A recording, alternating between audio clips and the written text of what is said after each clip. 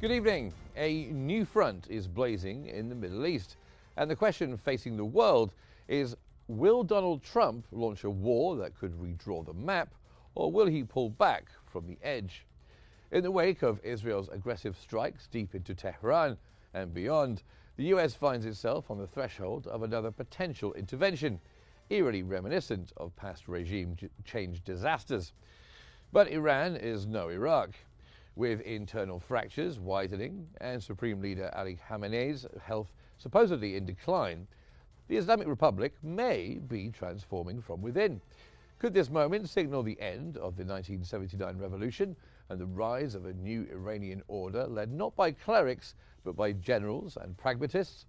Tonight we explore whether Trump is walking into a trap of his own making and what post-Khamenei Iran might really look like. I'm Mark Summers, and this is In Focus.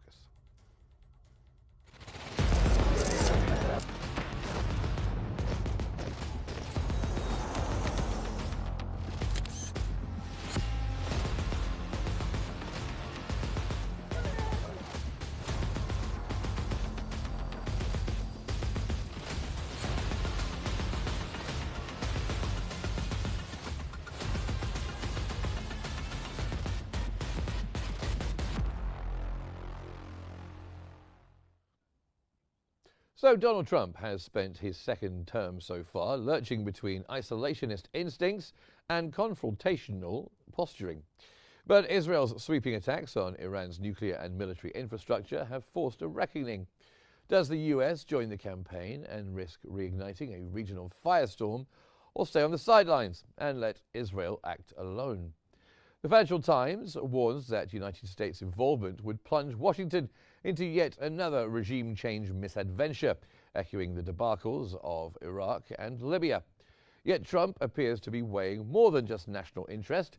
He's also calculating political payoff, international standing, and control over Iran's skies. So, is this pressure meant to coerce Tehran into concessions, or is Trump dragging America into another Middle Eastern disaster?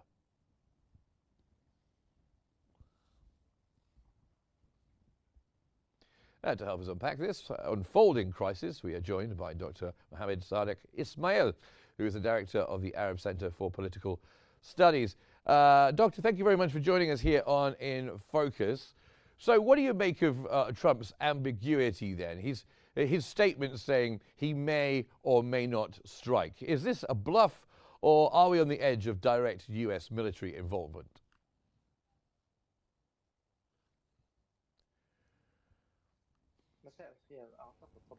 Good evening. I think the US stance now is very ambiguous and confused. For the first reason, there are internal pressures practiced against the US administration for not dragging the US to this war, as this will have a lot of negative implication on the US. We wouldn't forget that when the U.S. was engaged in several previous wars, it did not pay any fruits.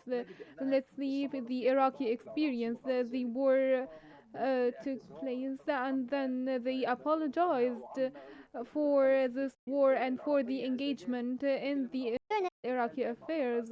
Same for Afghanistan. The war continued for 20 years, and then the U.S. was drawn, and Taliban came back stronger than ever, and they are now ruling Afghanistan.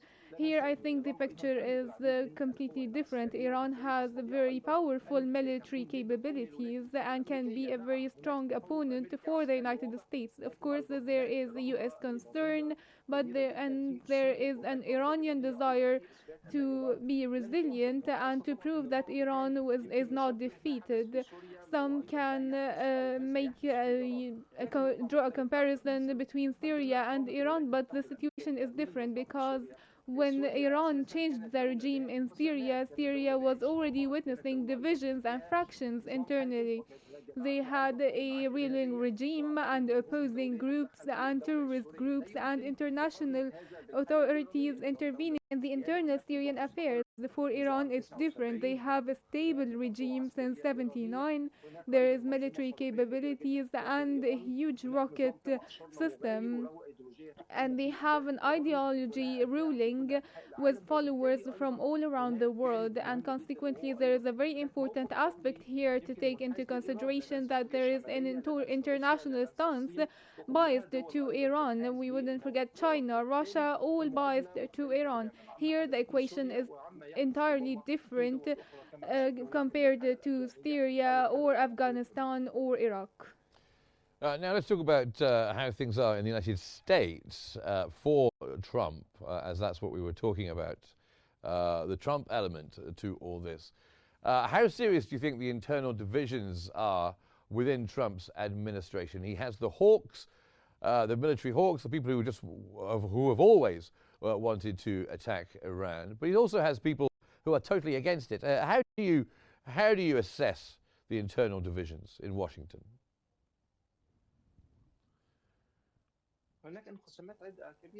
There are major divisions inside the U.S.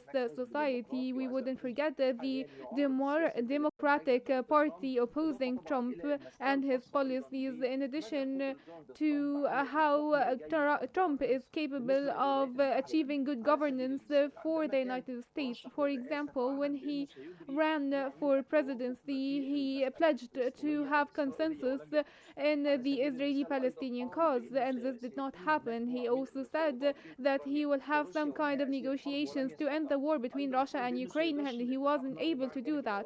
He also talked about a nuclear deal with Iran, and now we see the United States getting ready for military action. He was not able to be successful in any of his pledges when he ran for president. And this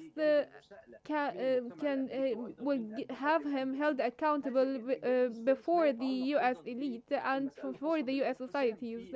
The divisions also in the lines of the Republican Party regarding the U.S. intervention in war with Iran, because the question here, when the United States regards the U.S. interests first, this will be completely contradicting with their intervention militarily.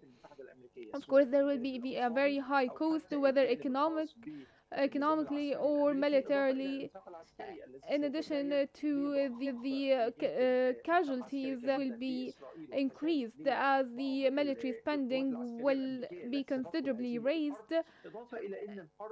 In addition, the war cannot be predicted. It will not be in a sole military strike, but it will be reciprocal, tit for tat war. We're talking about a very large geographical location. We're talking about 90 million people, a huge momentum inside the Iranian internal affairs against the United States, and based on that, Donald Trump himself said that maybe I will strike Iran and maybe not. So far, he cannot even make up his mind around this, because this will be very costly for the United States, and it will have implications on an international level, because there will be some sort of reaction from the international community.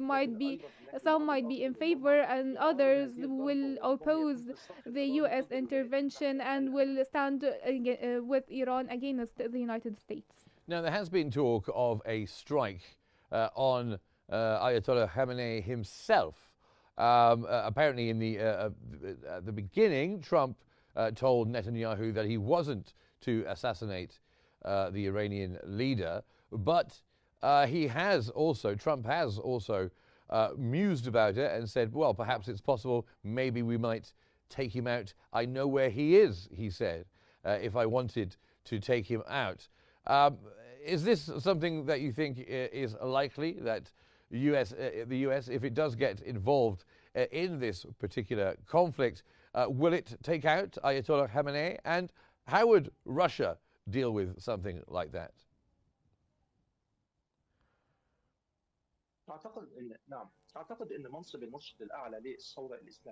I think that the supreme leader of Iran, in accordance with the Iranian constitutions established after the Iranian Revolution, has a lot of mandates. And when we talk about assassinating the supreme leader, we are talking about assassinating a head of state. And this is unlikely. We're talking about the symbolism of the supreme leader in Iran, not only in Iran, but for the entire Shiite around the world. We have seen some Iranian factions following the Shiite religion. They said that if the leader is to be assassinated, they will target the US interests in Iraq and outside. Third aspect is around the symbolism of this across the world. A lot of them are Shiite Muslims, and the religious references affiliated with the Iranian leader will gain a lot of momentum. And as I have indicated, the symbolism of the supreme leader is not about the charismatic character, but the position itself, whether religiously or politically. The US stance stems from this side. We wouldn't forget that when the US assassinated Osama bin Laden and announced that after September 11, after 9/11, there was a huge reaction from the international community and from the US public. They entered the controversy of a religious conflict. We remember the George Bush statements and the dialogue adopted by the US politicians, starting the hatred rhetoric. And they had the title, Why Would the World Hate America? And such policies were started by the Republican Party, as Trump is now affiliated with such party, and they started this hatred dialogue, and they led to wars after 9/11 in Iraq and Afghanistan without any justification, as the scenario of Iraq-Afghanistan might actually take place, but in a different way for the United States. And we wouldn't forget that there are proxy war now in addition to information and intelligence war. The United States will suffer from a lot of implications in case they engage in military action or lead this military action by through Israel. I think this will have a lot of implication and accountability, whether from society or from the US public itself or in Iran. And I think this will create some sort of military outrage and security outrage in the entire Middle East region, and this might even reach the United States itself. Okay, well, we're going to come back and talk some more. I want to talk about a potential change in leadership in Iran. Dr. Ismail, do stay with us. Now, while Trump and the Trump administration weighs war and diplomacy, Iran itself may be undergoing a far deeper transformation, one that began before the first airstrike and is accelerating with every passing hour, perhaps.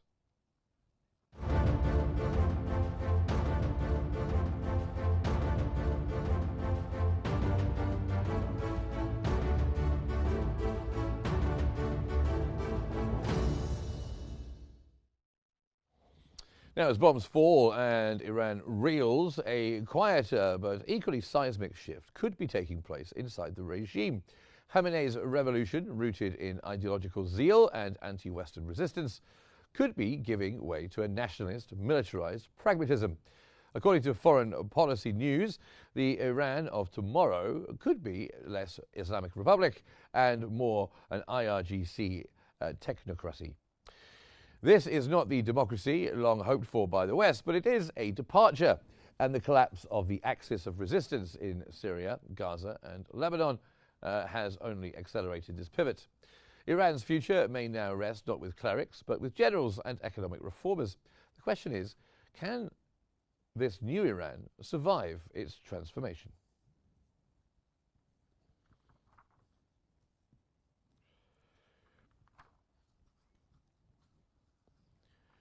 And Dr. Mohammed Sadiq, the director of the Arab Center for Political Studies, is still here with us.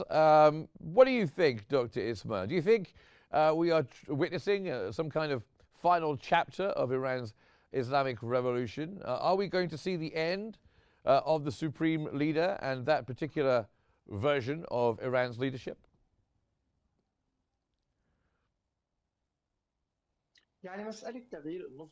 Well, changing political regimes happens only by the people's desire and through elections, and I don't think the democratic phase, democratic transition takes place by military action by another state. These are the principles of democracy that we teach our students in the faculties of politics. I think the problem here is entirely different from the point of view of the United States. They intervened before to change political regimes, but here we gave an example to changing the Afghani and the Iraqi regimes. They occupied Afghanistan for 20 years, and Taliban came back to rule once again stronger than ever, and the United States were not able even to change the regime in Afghanistan.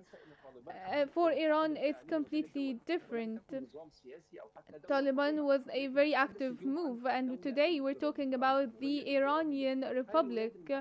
Is the United States capable of changing the regime in Iran and putting a regime affiliated or following the desires of the United States? No.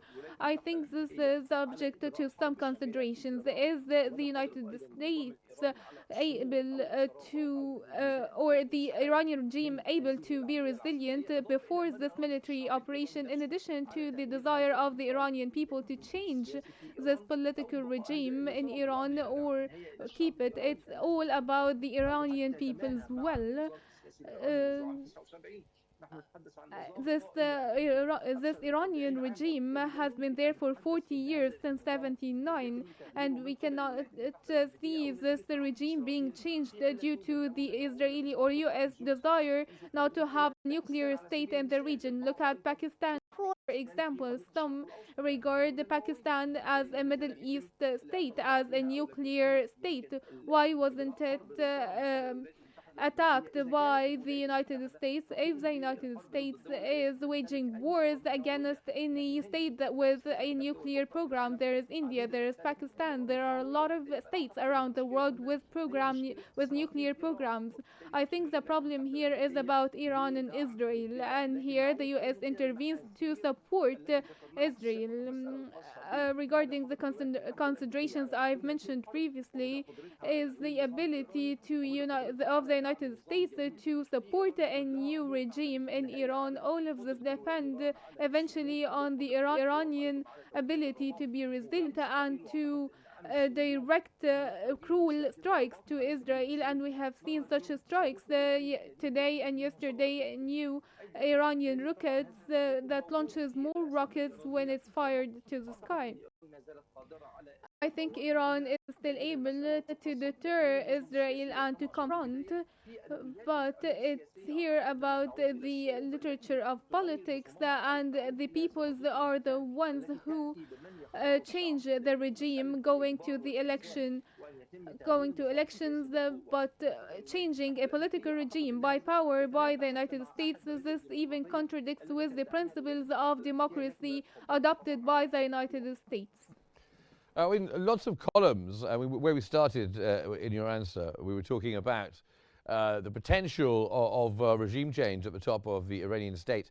Lots of columns have been written in newspapers around the world arguing that Iran could become more like its Arab neighbors, more interest-driven, less ideological. Are you saying that's completely implausible?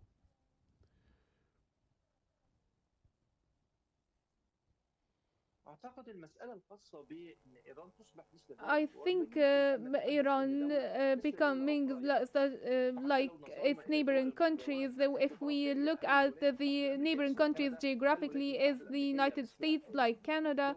Is it like the Southern America? Is it like Brazil? There are differences due to the nature of the peoples, to the geography, to the history, to the nature of the regimes itself. Iran has a long civilization, and the United States does not have such history as Iran. The United States was established by chance, but Iran is well rooted in history, and we know that by studying history. So,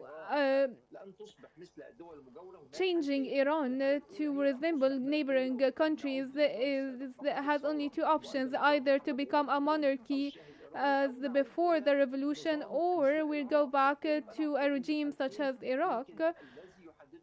I think this will be only determined by the Iranian society and not by the United States. No, of course, America. of course. Let me just cut in there just a second.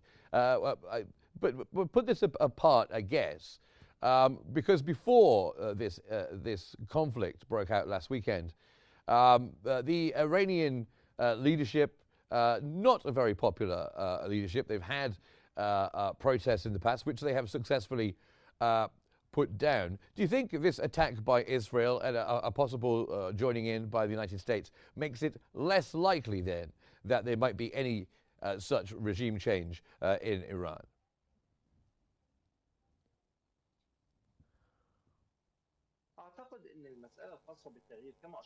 I think that changing the regime is only in the hands of the people of Iran. If Iranians want to change the regime, they can actually protest. But what gives the right to Israel and the United States to change the regime? And now the US and Israel are volunteering to change the regime for the Iranian people. This violates all the international standards and principles. No state can intervene in the internal affairs of another state to meet the will of the people. And who is to say that the entire US people want Donald Trump?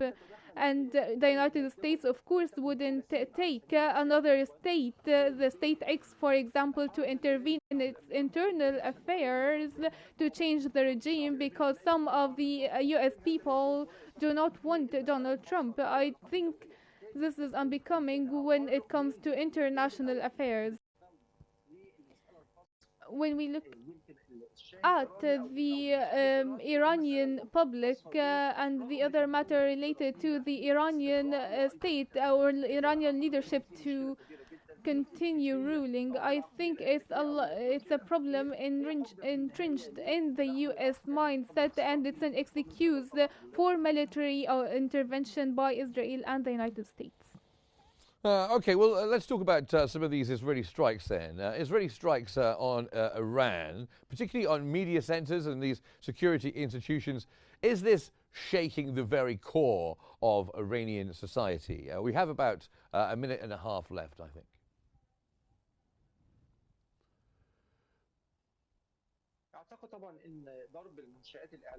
I think, of course, that striking media institutions is against the principles of wars. They wanted to direct these hits proactively. And we see Iranian strikes daily to Israel. It's going back and forth between the two parties. Israel started this, and they do not respect any international laws or standards. And I would go back to the Gazan example. If the situation is settled in Gaza, we will see de-escalation in the entire region. Thank you very much for joining us, Dr. Mohammed Sadiq Ismail. Thank you very much for your insights. Thanks for being here with us on Q News. So, from Washington's war rooms to Tehran's fractured corridors of power, the stakes could not be higher. The decisions made in the coming days may not only determine the fate of two nations, but the future of a region already scarred by decades of conflict. As history, recent history too, has shown, toppling regimes can be simple. Building what comes after is the true test of leadership. Thanks very much for watching In Focus. See you next time.